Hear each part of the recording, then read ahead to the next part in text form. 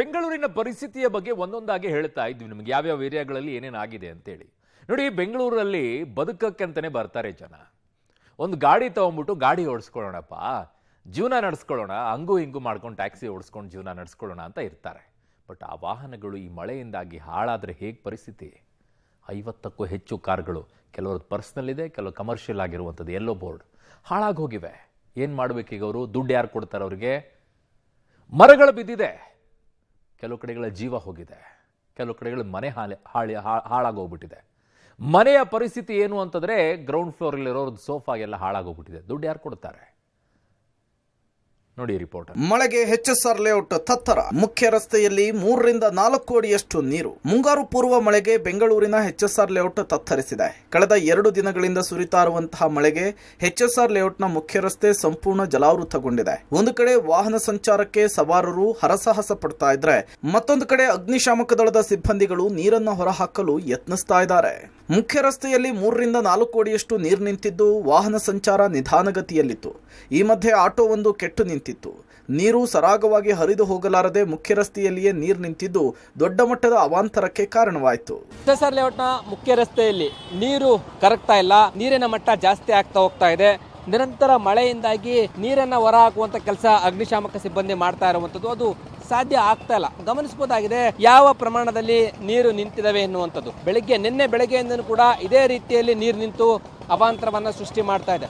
ನೀರು ನಿಲ್ಲೋದಕ್ಕೆ ಪ್ರಮುಖ ಕಾರಣ ಅಂತಂದ್ರೆ ರಾಜಕಾಲುವೆ ಮಾರ್ಗ ಚಿಕ್ಕದಾಗಿದೆ. ರಾಜಕಾಲುವೆಗೆ ಕನೆಕ್ಟ್ ಮಾಡದೇ ಇರುವಂಥದ್ದು, ಚಿಕ್ಕ ಕಾಲುವೆಗಳಲ್ಲಿ ನೀರು ಹೋಗದೆ ಇಲ್ಲಿ ರಸ್ತೆಯಲ್ಲಿ ನಿಂತಿರುವಂಥದ್ದು ಕಂಡು ಬರ್ತಾ ಇದೆ. ಗಮನಿಸಬಹುದಾಗಿದೆ ವೆಹಿಕಲ್ಗಳು ಕೂಡ ನಿಧಾನಗತಿಯಲ್ಲಿ ಸಾಕ್ತಾ ಇರುವಂಥದ್ದು. ಈ ರೀತಿಯಾಗಿ ಮುಖ್ಯ ರಸ್ತೆಯಲ್ಲಿ ನೀರು ನಿಂತು ಅವಾಂತರವೇ ಸೃಷ್ಟಿ ಮಾಡ್ತಾ ಇದೆ. ಗಮನಿಸಬಹುದು, ಪಾಪ ಅಗ್ನಿಶಾಮಕ ಸಿಬ್ಬಂದಿ ಮತ್ತೆ SDRF ಸಿಬ್ಬಂದಿಯವರು ನೀರು ಹೊರ ಹಾಕುವಂತ ಕೆಲಸಕ್ಕೆ ಮುಂದಾಗ್ತಾ ಇದ್ದಾರೆ. ಆ ಮೋಟಾರನ್ನ ಸರಿಪಡಿಸಿಕೊಂಡು ನೀರು ಹೊರ ಹಾಕುವಂಥದ್ದು ತುಂಬಾ ಚಾಲೆಂಜಿಂಗ್ ಆಗಿರುವಂತಹ ಕೆಲಸ. ಮತ್ತೆ ಮಳೆ ಶುರುವಾದ್ರೆ ಈ ಭಾಗ ಸಿಲ್ಕ್ ಬೋರ್ಡ್ ಜಂಕ್ಷನ್ಗೆ ಕನೆಕ್ಟ್ ಆಗುವಂತಹ HSR ಲೇಔಟ್ ಮುಖ್ಯ ರಸ್ತೆ ಏನಿದೆ, ಈ ಮುಖ್ಯ ರಸ್ತೆ ಭಾರಿ ಸಮಸ್ಯೆ ಆಗುವಂತದ್ದು. RR ನಗರ ಮುಖ್ಯ ರಸ್ತೆ ಜಲಾವೃತ, ಕೆರೆಯಂತಾದ ರಸ್ತೆ, ಸವಾರರ ಪರದಾಟ. ಬೆಂಗಳೂರಿನಲ್ಲಿ ಸುರಿದ ಮಳೆಗೆ ರಾಜರಾಜೇಶ್ವರಿ ನಗರದ ಮುಖ್ಯ ರಸ್ತೆ ಜಲಮಯವಾಗಿತ್ತು. ರಸ್ತೆಗಳು ಕೆರೆಯಂತೆ ಭಾಸವಾಗ್ತಿತ್ತು. ಎಂದಿನಂತೆ ಕಚೇರಿ ಕೆಲಸಗಳಿಗೆ ತೆರಳಲು ವಾಹನ ಸವಾರರು ಪರದಾಟ ನಡೆಸಿದ್ರು. ವಾಹನಗಳು ನಿಧಾನವಾಗಿ ಚಲಿಸ್ತಾ ಇದ್ದ ಕಾರಣ ಟ್ರಾಫಿಕ್ ಜಾಮ್ ಉಂಟಾಗಿತ್ತು.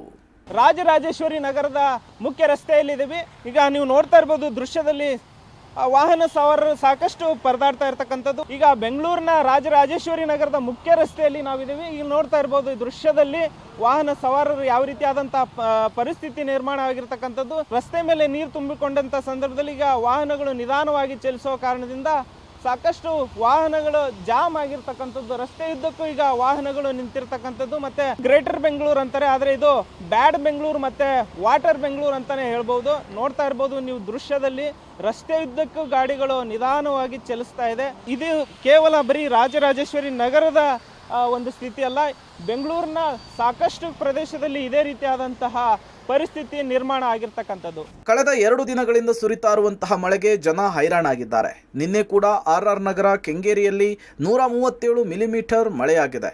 ವೃಷಭಾವತಿ ನದಿ ನೀರು ರಭಸವಾಗಿ ಹರಿತಾ ಇದೆ. ಮಳೆ ನಿಂತರೂ ನದಿಯ ಹರಿವಿನ ಪ್ರಮಾಣ ಕಡಿಮೆ ಆಗ್ತಿಲ್ಲ. ನಿನ್ನೆ ರಾತ್ರಿ ಕೂಡ ಬೆಂಗಳೂರಿನಲ್ಲಿ ವ್ಯಾಪಕ ಪ್ರಮಾಣದ ಮಳೆಯಾಗಿದೆ. ಬೆಂಗಳೂರಿನ ರಾಜರಾಜೇಶ್ವರಿ ನಗರ ಮತ್ತೆ ಕೆಂಗೇರಿ ಈ ಭಾಗದಲ್ಲಿ ಸುಮಾರು 139 ರಿಂದ 140 ಮಿಲಿಮೀಟರ್ ಮಳೆಯಾಗಿದೆ ಅಂತೇಳಿ ಹವಾಮಾನ ಇಲಾಖೆ ಅಂದಾಜನ್ನ ಮಾಡಿದೆ. ಇದೀಗ ನೀವು ನೋಡ್ತಿರೋ ದೃಶ್ಯ ವೃಷಭಾವತಿ ರಾಜಕಾಲುವೆ, ವೃಷಭಾವತಿ ನದಿ 140 ಮಿಲಿಮೀಟರ್ ಮಳೆ ಬಿದ್ದಂತಹ ಹಿನ್ನೆಲೆಯಲ್ಲಿ ನದಿ ರಭಸವಾಗಿ ಹರಿತಿದೆ. ನದಿ ತುಂಬಾ ನೀರು ತುಂಬಿಕೊಂಡಿದೆ. ಗಮನಿಸಬಹುದು ನದಿಯಲ್ಲಿ ಹರಿವಿನ ಪ್ರಮಾಣ ಏನಿದೆ ಇದು ಹೆಚ್ಚಾಗಿದೆ. ಈ ಭಾಗದಲ್ಲಿ ವಿಶಾಲವಾಗಿ ವೃಷಭಾವತಿ ನದಿ ಇರೋದ್ರಿಂದ ಅಷ್ಟಾಗಿ ಅನಾಹುತಗಳು ಸಂಭವಿಸಿಲ್ಲ. ಬಿದ್ದಂತಹ ಮಳೆ ನೀರು ಸರಾಗವಾಗಿ ನದಿಗೆ ಹರಿದಿದೆ. ಆ ಬಳಿಕ ನದಿಯಿಂದ ಹೀಗೆ ಬೈರಮಂಗಲ ಕೆರೆಗೆ ಹೋಗುತ್ತೆ. ಆ ಬಳಿಕ ಮತ್ತೆ ಕಾವೇರಿ ನದಿಯನ್ನ ಸೇರ್ಕೊಳ್ಳುವ ಕೆಲಸವನ್ನ ಮಾಡಲಾಗುತ್ತೆ. ಮೊನ್ನೆ ದಿನವೂ ಕೂಡ ದೊಡ್ಡ ಮಟ್ಟದಲ್ಲಿ ಬೆಂಗಳೂರಿನಲ್ಲಿ ಮಳೆಯಾಗಿತ್ತು. ಹೀಗಾಗಿ ಇನ್ನೂ ಕೂಡ ಮಳೆಯ ನೀರು ರಸ್ತೆಗಳಲ್ಲಿ ಸಾಕಷ್ಟು ನಿಂತಿದೆ. ಅದ್ರ ಜೊತೆಗೆ ಮನೆಗಳಿಗೆ ಕೂಡ ನುಗ್ಗಿದೆ. ಹಲವಾರು ಏರಿಯಾಗಳು ಜಲಾವೃತವಾಗಿದ್ದಾವೆ. ಇದೀಗ ಇದು ವೃಷಭಾವತಿ ನದಿಯ ವಿಹಂಗಮ ನೋಟ ಇದು. ಅಂದ್ರೆ ದೊಡ್ಡ ಮಟ್ಟದಲ್ಲಿ ರಭಸವಾಗಿ ನದಿ ಹರಿತಿದೆ. ಶಾಂತಿನಗರದಲ್ಲಿ ಮಳೆ ಅವಾಂತರ, ಬಸ್ ಡಿಪೋಗೆ ಜಲ ದಿಗ್ಬಂಧನ. ಬೆಂಗಳೂರಿನಲ್ಲಿ ಮಳೆಯ ಅವಾಂತರದ ಎಫೆಕ್ಟ್ ಇನ್ನೂ ತಗ್ಗಿಲ್ಲ. ಶಾಂತಿನಗರ ಬಿಎಂಟಿಸಿ ಬಸ್ ಡಿಪೋ ರಸ್ತೆ ಏನಿದೆ ಅದು ಕೆರೆಯಂತಾಗಿದ್ದು ವಾಹನ ಸವಾರರು ಪರದಾಡುವಂತಾಗಿತ್ತು. ಶಾಂತಿನಗರ ಘಟಕ 2ರ ಮುಂಭಾಗ ರಸ್ತೆ ಜಲಾವೃತವಾಗಿದ್ದು ಇದರಿಂದ ಬಸ್ ಡಿಪೋ ರಸ್ತೆ, ಸಿಸಿಬಿ ರಸ್ತೆ ಜಲಮಯವಾಗಿತ್ತು. ಶಾಂತಿನಗರದ ಬಿಎಂಟಿಸಿ ನಿಲ್ದಾಣಕ್ಕೂ ಡಿಪೋ ಕೂಡ ಸಂಪೂರ್ಣವಾಗಿ ಜಲಾವೃತವಾಗಿರುವಂಥದ್ದು. ನಿನ್ನೆಯೂ ಕೂಡ ಇದೇ ದೃಶ್ಯಗಳನ್ನು ನಾವು ಕಂಡಿದ್ವಿ ಈ ಭಾಗದಲ್ಲಿ. ಇವತ್ತು ಕೂಡ ಅದೇ ದೃಶ್ಯ ಇದೆ. ಈ ಒಂದು ಶಾಂತಿನಗರ ಬಸ್ ಡಿಪೋ ಏನಿದೆ ಈ ಒಂದು ಮುಂಭಾಗದ ರಸ್ತೆಯಲ್ಲಿ ಸಂಪೂರ್ಣವಾಗಿ ಜಲಾವೃತವಾಗಿದೆ.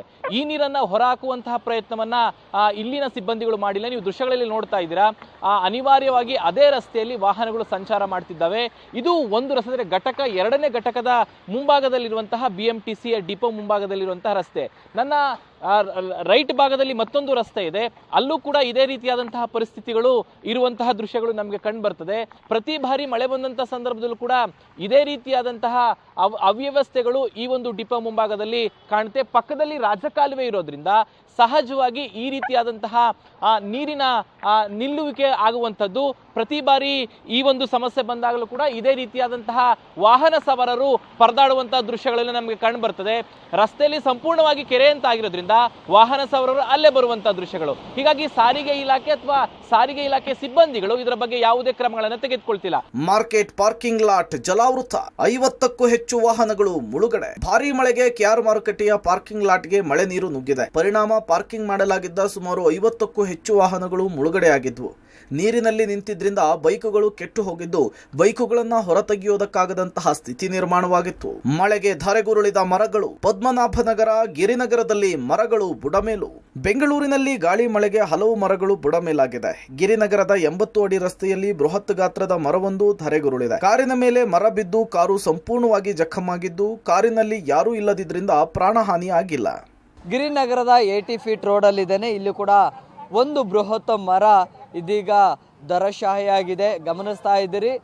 ಈಗ ಕಾರ್ನ ಮೇಲೆ ಈ ಒಂದು ಬೃಹತ್ ಮರ ಕೂಡ ಈಗ ನೆಲಕ್ಕುರುಳಿದೆ. ಪರಿಣಾಮ ದೊಡ್ಡ ಅನಾಹುತ ಕೂಡ ತಪ್ಪಿ ಹೋಗಿದೆ. ಯಾರೂ ಕೂಡ ಕಾರ್ನಲ್ಲಿ ಇರಲಿಲ್ಲ. ಒಂದೊಮ್ಮೆ ಇದ್ದಿದ್ರೆ ಖಂಡಿತವಾಗ್ಲೂ ಕೂಡ ಜೀವ ಹಾನಿಯಾಗುವಂಥ ಸಾಧ್ಯತೆಗಳು ಕೂಡ ಆಗ್ತಾ ಇದ್ವು. ಸೊ ಮುಂಭಾಗದ ಭಾಗ ಏನಿದೆಯಲ್ಲ ಈ ಭಾಗದಲ್ಲಿ ಸಂಪೂರ್ಣವಾಗಿ ಬೃಹತ್ ಮರ ಬಿದ್ದಂಥ ಪರಿಣಾಮ ಕಾರು ಕಂಪ್ಲೀಟ್ ಆಗಿ ಜಖಮಾಗಿದೆ, ಕಂಪ್ಲೀಟ್ ದೊಡ್ಡ ಮಟ್ಟದಲ್ಲಿ ಹಾನಿಯಾಗಿದೆ. ಸೊ ಇದು ಇಲ್ಲಿನ ರೆಸಿಡೆಂಟ್ ಒಬ್ಬರು ಅಂದರೆ ಮನೆ ಮುಂದೆನೇ ನಿಲ್ಲಿಸಿದ್ರು. ಒಂದೊಮ್ಮೆ ಏನಾದರೂ ಅದರಲ್ಲಿ ಇದ್ದಿದ್ದೇ ಆಗಿದ್ರೆ ದೊಡ್ಡ ಮಟ್ಟದಲ್ಲಿ ಹಾನಿ ಕೂಡ ಆಗ್ತಾ ಇತ್ತು, ಜೀವ ಹಾನಿ ಆಗುವಂಥ ಸಾಧ್ಯತೆಗಳು ಕೂಡ ಇದ್ವು.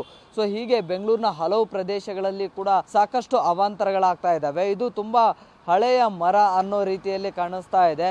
ಸೊ ಟೊಳ್ಳಾಗಿದೆ, ಯಾವುದು ಕೂಡ ಕ್ವಾಲಿಟಿ ಇರಲಿಲ್ಲ. ಸೊ ಹಾಗಾಗಿ ನಿರಂತರ ಮಳೆಯ ಈ ಒಂದು ತೇವಕ್ಕೆ ಸಂಪೂರ್ಣವಾಗಿ ಈಗ ಬಿದ್ದಿದೆ. ಇನ್ನು ಪದ್ಮನಾಭನಗರದ ಸರ್ಕಲ್ ಬಳಿ ಬೃಹತ್ ಮರ ಬಿದ್ದಿದೆ. ಘಟನೆಯಲ್ಲಿ 3 ಕಾರುಗಳು ಜಖಮಾಗಿದೆ. 3 ಮನೆಗಳಿಗೂ ಹಾನಿಯಾಗಿದ್ದು ಮನೆಯ ಕಾಂಪೌಂಡ್ ಗೇಟ್ ಬಿದ್ದಿದ್ದು ಕಿಟಕಿಗಳಿಗೂ ಕೂಡ ಹಾನಿಯಾಗಿದೆ. ವಿದ್ಯುತ್ ಕಂಬ ಬಿದ್ದಿದ್ದು ಅದೃಷ್ಟವಶಾತ್ ಯಾವುದೇ ಶಾರ್ಟ್ ಸರ್ಕ್ಯೂಟ್ ಆಗಿಲ್ಲ. ಮರ ಬೀಳುವ ದೃಶ್ಯ ಸಿಸಿ ಕ್ಯಾಮೆರಾದಲ್ಲಿ ಸೆರೆ ಸಿಕ್ಕಿದೆ. ಪದ್ಮನಾಭನಗರದಲ್ಲಿದ್ದೇನೆ, ಗಮನಿಸ್ತಾ ಇದ್ರಿ. ಇದು ಪದ್ಮನಾಭನಗರದ ಒಂದು ಏರಿಯಾ. ಈ ಭಾಗದಲ್ಲಿ ನಿನ್ನೆ ರಾತ್ರಿ 11 ಗಂಟೆ ಸುಮಾರಿಗೆ ಬೃಹತ್ ಮರ ನೆಲಕ್ಕುರುಳಿದೆ. ಪರಿಣಾಮ ಇಲ್ಲೇ ಒಂದು ವಿದ್ಯುತ್ ಕಂಬ ಇತ್ತು, ವಿದ್ಯುತ್ ಕಂಬವನ್ನ ಸೇರಿಸ್ಕೊಂಡು ಹಾಗೆ ನೆಲಕ್ಕೆ ಬಿದ್ದಿದೆ. ಬಿದ್ದಂಥ ಪರಿಣಾಮ ಕೆಳಗಡೆ ನಿಲ್ಲಿಸಿದ್ದಂತಹ ಕಾರುಗಳಿಗೂ ಕೂಡ ಹಾನಿಯಾಗಿದೆ. ಸಂಪೂರ್ಣವಾಗಿ ಕಾರು ಕೂಡ ಜಖಮಾಗಿದೆ. ಕಾರ್ನ ಮೇಲೆ ವಿದ್ಯುತ್ ಕಂಬ ಜೊತೆಗೆ ಮರ ಕೂಡ ಬಿದ್ದಿದೆ. ಸೊ ಕೇವಲ ಒಂದು ಕಾರ್ ಅಲ್ಲ, ಸುಮಾರು 3-4 ಕಾರುಗಳಿಗೆ ದೊಡ್ಡ ಮಟ್ಟದಲ್ಲಿ ಡ್ಯಾಮೇಜ್ ಕೂಡ ಆಗಿದೆ. ಅದರ ಜೊತೆಗೆ ಮನೆಗಳ ಮೇಲೆ ಕೂಡ ಈ ಒಂದು ಬೃಹತ್ ಮರ ಬಿದ್ದಂತಹ ಪರಿಣಾಮ ಮನೆಯ ಕಾರಿಡಾರ್ ಪ್ರದೇಶ ಏನಿದೆಯಲ್ಲ ಅದಕ್ಕೂ ಕೂಡ ಹಾನಿಯಾಗಿದೆ.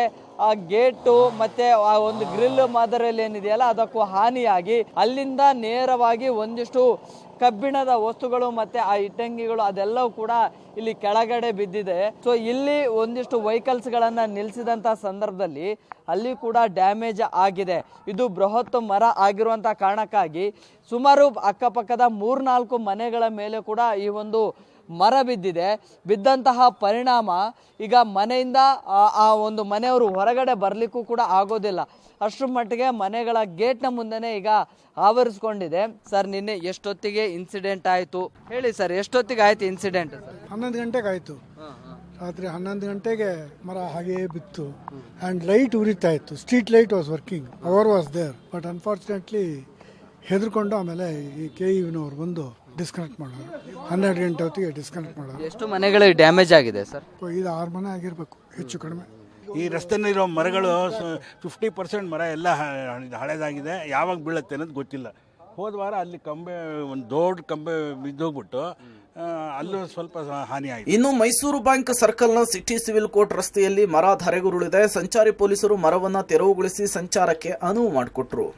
ಬೆಂಗಳೂರಿನಲ್ಲಿ ಸಾಕಷ್ಟು ಮರಗಳು ಕೂಡ ಮಳೆಗೆ ಧರೆಗೆ ಉರುಳಿರೋದು. ಇದು ಬೆಂಗಳೂರಿನ ಮೈಸೂರು ಬ್ಯಾಂಕ್ ಸರ್ಕಲ್ ಏನಿದೆ ಅದರ ಸಿಗ್ನಲ್ ಟುವರ್ಡ್ಸ್ ಸಿಟಿ ಸಿವಿಲ್ ಕೋರ್ಟ್ಗೆ ಹೋಗುವಂತಹ ದಾರಿ.